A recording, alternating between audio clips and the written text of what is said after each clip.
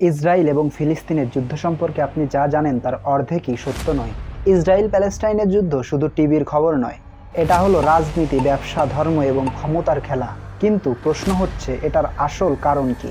Israel প্যালেস্টাইনের যুদ্ধ শুরু হয় 1948 সালে। না, 1948 সালে শুরু হয়নি, এটা শুরু হয় আরও 100 বছর আগে। আসুন আসল সত্য জানি।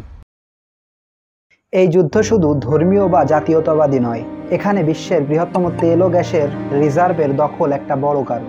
গাজার উপকূলে পাওয়া গিয়েছে 400 বিলিয়ন ঘনমিটার গ্যাস, যার মূল্য প্রায় $500 বিলিয়ন।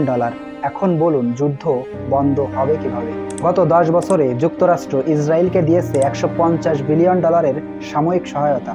শুধু 2024 সালেই তারা পাঠিয়েছে $3.8 বিলিয়ন। অন্যদিকে ফিলিস্তিনের সাধারণ জনগণ একদিনে মাত্র একবার খেতে পারছে। গাজার 90% পানি পান করার অনুপযুক্ত। তাহলে এই যুদ্ধ আসলে কিসের জন্য?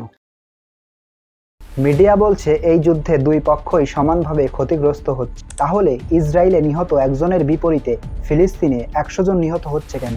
তাহলে এই যুদ্ধের কি কখনোই সমাধান হবে না? শান্তি কখনোই বোমা দিয়ে আনা যায় না। এই যুদ্ধকে থামাতে হলে আন্তর্জাতিক শক্তিকে সঠিক জায়গায় চাপ সৃষ্টি করতে হবে। মানবিক সহায়তা, স্বাধীনতা ও অর্থনৈতিক সমতা না এলে এই সংকট চলতেই থাকবে। এটা শুধু ইসরায়েল বনাম ফিলিস্তিন নয়, এটা মানবতার পরীক্ষা।